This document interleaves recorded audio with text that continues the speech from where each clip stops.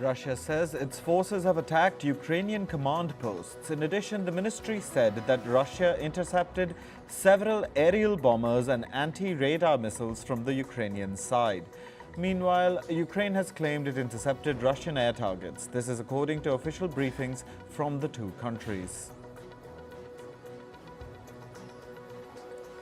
Ukrainian forces have recaptured an eastern village on the southern flank of Bakhmut. President Volodymyr Zelensky said this in a video addressed to the nation. This marks Ukraine's second significant gain in its counteroffensive against the Russian army. China's Foreign Minister Wang Yi is headed to Russia on a 4-day trip. China's foreign ministry has said that he is expected to meet senior officials for security talks. During the meet, China and Russia are expected to pledge deeper mutual political connections. This comes ahead of Russian President Vladimir Putin's potential visit to Beijing in October.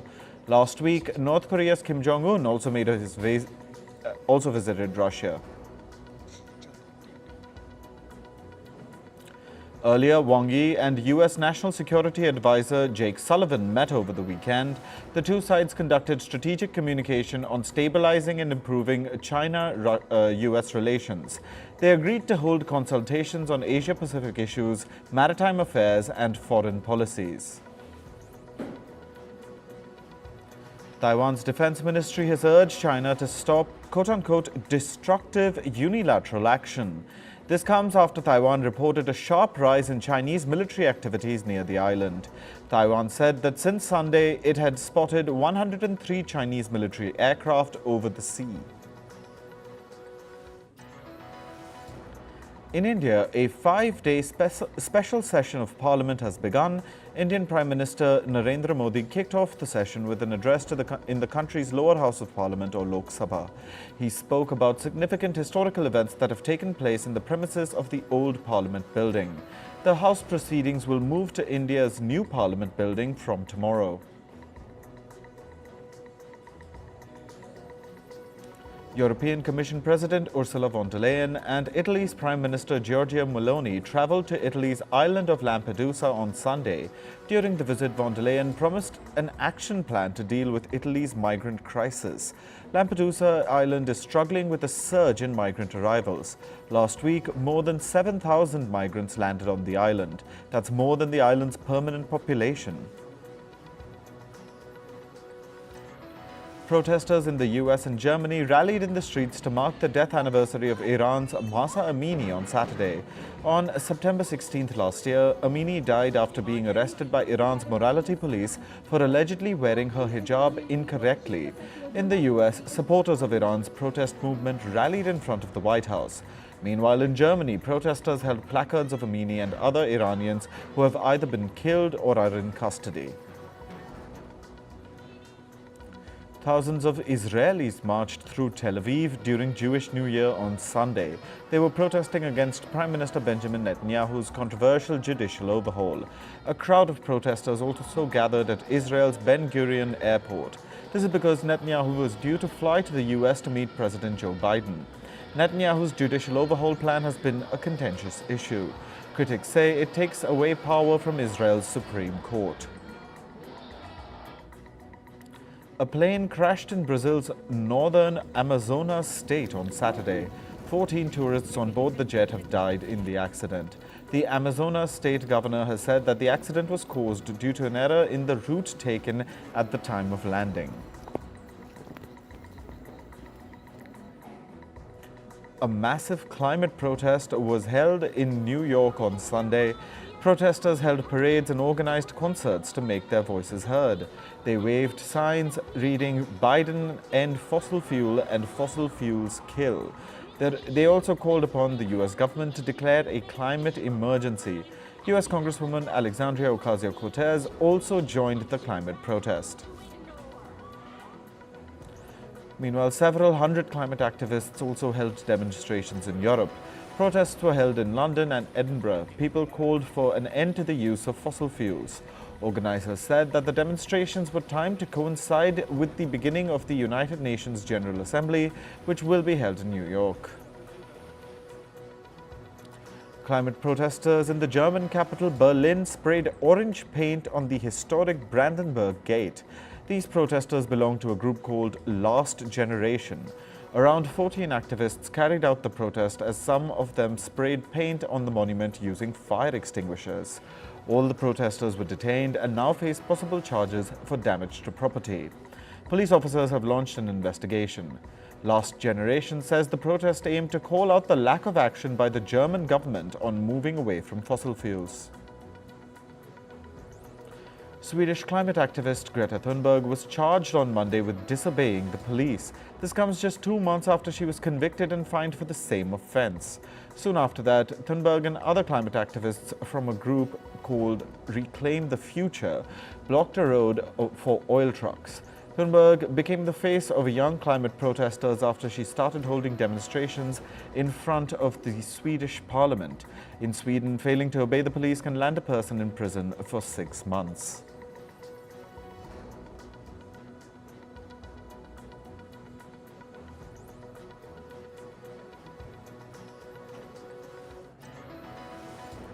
A tornado was witnessed in the Erne region of France. An eyewitness captured a video of the tornado swirling near a highway. France's National Weather Service has issued weather alerts in several parts of the country. This came after Europe witnessed extreme weather in recent months. This includes torrential rains and deadly heat waves. A sudden and intense hailstorm battered several areas of the Spanish city of Valencia on Sunday. Eyewitness footage showed hail falling into a swimming pool in a town in Valencia amid gusts of strong wind. The storm reportedly caused significant damage to crops and agricultural infrastructure in several regions. Canada's Nova Scotia province witnessed the effects of Storm Lee over the weekend. The storm made landfall as a post-tropical cyclone on Saturday. Soon after, snow-like sea foam was witnessed at Lawrencetown Beach. Around 120,000 people in Nova Scotia were left without power.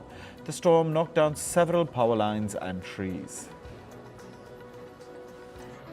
Temperatures soared in parts of eastern Australia on Saturday. A heatwave is setting in just 2 weeks after the end of the country's warmest winter on record. The heatwave is expected to last until Wednesday. The temperature in Sydney is expected to surge past 30 degrees Celsius. Authorities have increased fire danger warnings for Sydney and surrounding areas. Crab fishermen in Cambodia are struggling amid warming sea conditions.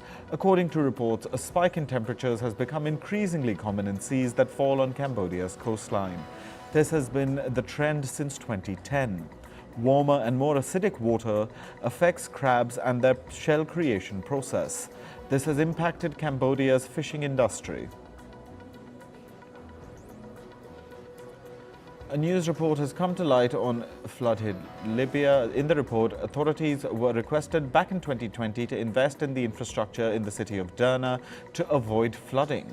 This report comes just days after 2 dams burst in the region. This was after Storm Daniel dumped huge amounts of rain in the area. Last week, an investigation was called to assess whether the flood was a consequence of human failure. In business and tech news, share prices of China's embattled property developer Evergrande Group plunged 25% on Monday. This is after police detained some staff and its wealth management unit.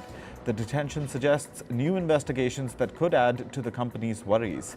Evergrande is the world's most indebted property developer. It's the poster child of China's real estate crisis that sparked in 2021. Members of the United Auto Workers Union in the US will continue to strike against the Detroit 3 automakers. The Detroit 3 automakers include Ford, General Motors and Stellantis. Representatives from both parties resumed their negotiations this week. However, no immediate resolution is in sight. The strikes have halted production at 3 automobile plants in the American states of Michigan, Ohio and Missouri. Turkish President Recep Tayyip Erdogan has asked Tesla CEO Elon Musk to build a factory in his country. The talks were held during a meeting between the two at the Turkish house in New York. Musk is also set to meet Israeli Prime Minister Benjamin Netanyahu in California today. However, their talks would focus on artificial intelligence technology. This is according to Musk's post on social media platform X. Bankrupt trucking company Yellow has received an approval from the U.S. bankruptcy court. This is to sell its vehicle fleet by October. It owns approximately 12,000 trucks and 35,000 trailers. Yellow has set an October 13th deadline to sell off those assets. In August, the freight shipping company declared bankruptcy after a prolonged labor dispute. Carrie Tolstead, the former head of Wells Fargo's retail bank, has avoided prison time. This is related to the bank's fake accounts scandal. In March, Tolstead pleaded guilty to obstructing a government probe into misconduct. In 2016, it was revealed that Wells Fargo employees opened millions of accounts and sold products that customers did not want. This was to meet their unrealistic sales goals. Canada's Bank of Montreal is winding down its indirect retail auto finance business. The bank will shift its focus to other profitable areas. The company says this will result in an unspecified number of job losses. BMO says it's working closely with employees who will be affected with job cuts to provide support. The U.S. state of California has sued major oil companies. This includes giants like ExxonMobil, Shell, Chevron, and BP. California has accused the firms of playing down the risks posed by fossil fuels to the climate. It says the companies have caused tens of billions of dollars in damages. The oil firms have also been accused of deceiving the public through their actions. The European Commission will decide the fate of pharma company Pfizer's $43 billion bid for Seagen by October this year. The Commission may clear the deal after a preliminary review. However, if it has concerns regarding the purchase, a 4-month investigation may be initiated. If approved, this will be Pfizer's biggest deal.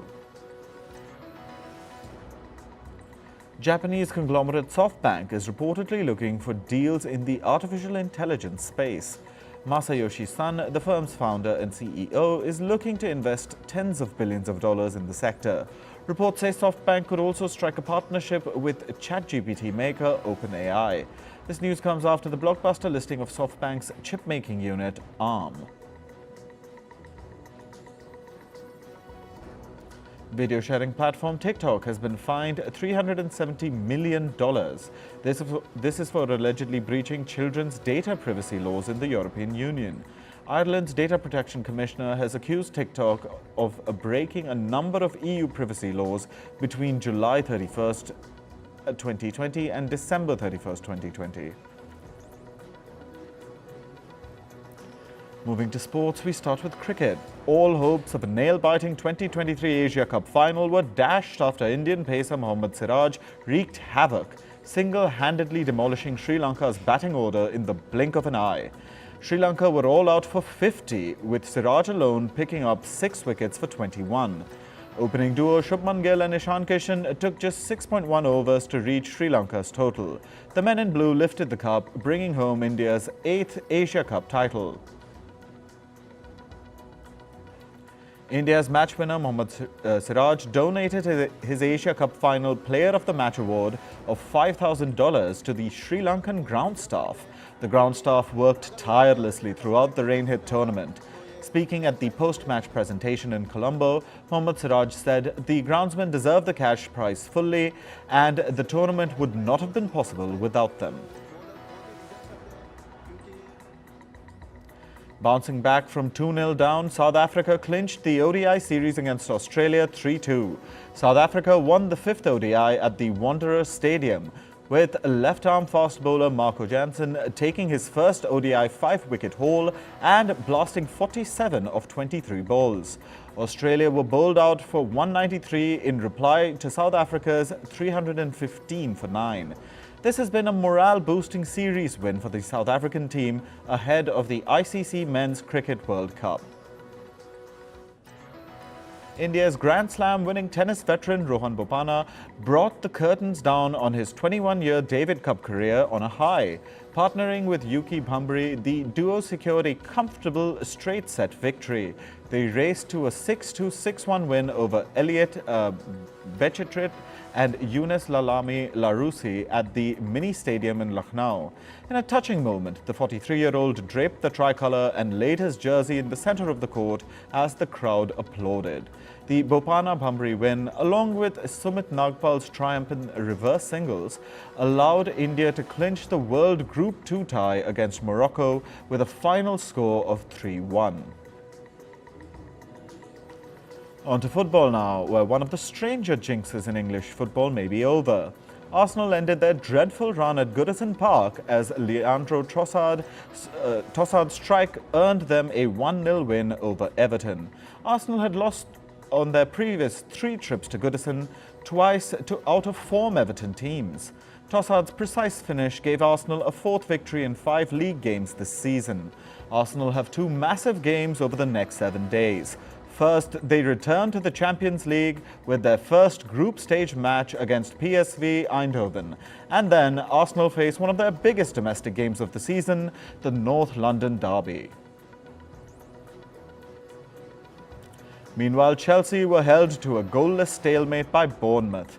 Chelsea's dismal start to the Premier League season has shown no signs of improving. Mauricio Pochettino's side have won just 1 in 5 league games this season.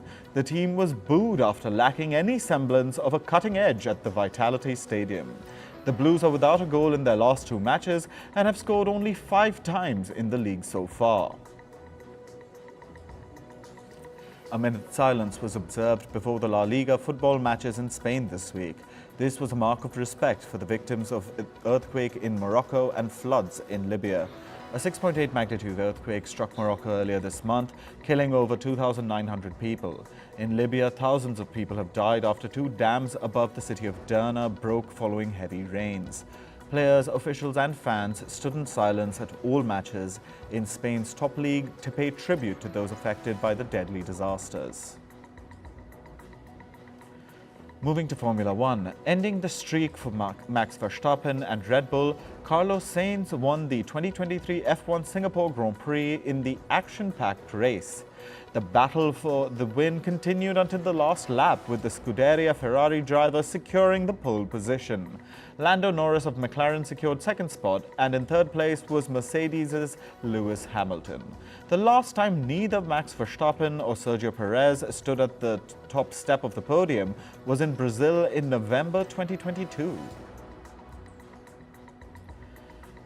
In the latest from the world of golf, Sahith Theegala cruised to a maiden PGA Tour title, winning the 2023 Fortinet Championship in Napa. The 25-year-old from California carded a 4-under par 68, including 7 birdies to finish on 21 for a comfortable win at the Silverado Resort's North Course. Theegala was cheered to victory by friends and family, with his father particularly overjoyed to see his son claim a maiden PGA Tour. World and Olympic pole vault champion Armand Duplantis improved his world record with a leap of 6.23 meters at the Diamond League finals. Swedish superstar Duplantis added a centimeter to the world record of 6.22 meters he recorded in France in February. He has now reset the world record 7 times. Duplantis retained his world title in Budapest last month with a clearance of 6.1 meters and cleared 6.12 in Ostrava in June. In entertainment news, actor Drew Barrymore has put a pause on the return of her talk show. With this, Barrymore has reversed the decision to bring back her talk show amid the ongoing Hollywood writers' strike. This comes after she released a video apologizing to those who are on strike. Barrymore has been criticized by the Writers Guild of America. Its members argue that she's violating the terms of their work by filming new episodes of The Drew Barrymore Show. Meanwhile, the Jennifer Hudson show has also been postponed amid the strikes. The season premiere was scheduled for today. The new season of the show came under scrutiny as it was going to be premiered amid Hollywood's ongoing strike. Several other talk shows like Live with Kelly and Mark and Sherry that do not employ the striking writers continue to be under production. American singer and actor Teyana Taylor is splitting with her husband of 7 years, Imam Shumpert. Shumpert is a former basketball player. The singer insisted that there was no cheating in the relationship. Taylor said, and I quote, "Infidelity is not the reason. We are the best of friends, great business partners, and a team when it comes to co-parenting our 2 children." Actors Hugh Jackman and Deborah Lee are ending their marriage after 27 years. They said, and I quote, "Our journey is now shifting and we have decided to separate to pursue our individual growth." The two met in 1995 on the sets of an Australian TV show. They got married a year later and shared 2 children together. Actor and comedian Russell Brand has denied allegations of sexual assault and has said that his relationships have been consensual. Brand was accused of rape, sexual assault and emotional abuse by 4 women.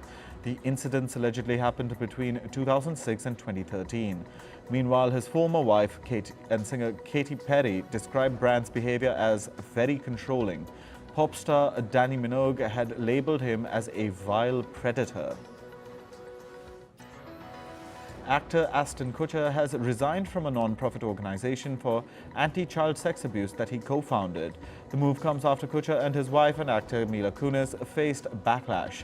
The couple sent letters to a judge who was presiding over actor Danny Masterson's sexual assault trial.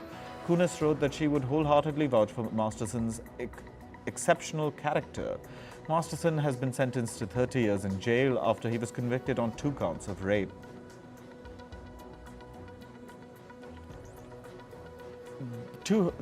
Tooheys, the family that inspired the 2009 film The Blind Side, have made a new revelation. Sean Toohey and Leanne Toohey have said that the adoption of Michael Oher was never planned. Michael Oher is a retired NFL player. According to court documents, the couple denied that they saw Oher as a gullible young man whose athletic talent could be exploited for their benefit. The document alleged that the Tooheys explored a conservatorship option so Oher could play football. Singer Selena Gomez shared new selfies with her BFF Taylor Swift on Instagram. The two singers met days after they crossed paths at the MTV Video Music Awards 2023. Gomez and Swift had dinner outdoors. This year, the two singers were also seen together during the 4th of July celebrations. Gomez also attended one of Swift's Eras Tour concerts. K-pop boy band BTS's member Suga is all set for military service. It'll begin on September 22nd. Other members of the band, including Jin and J-Hope, have already been enlisted for military service in the South Korean army. As per the country's law, all fit men in between the ages of 18 and 35 years have to serve in the military. BTS members are set to work again in 2025 after all members finish their mandatory military service. American actor Billy Miller has died at the age of 43. He was best known for his roles in the drama shows The Young and the Restless and General Hospital. The Emmy-winning actor died in the U.S. state of Texas just 2 days before his 44th birthday. The reason behind his death is not known, but his manager said that Miller was struggling with depression.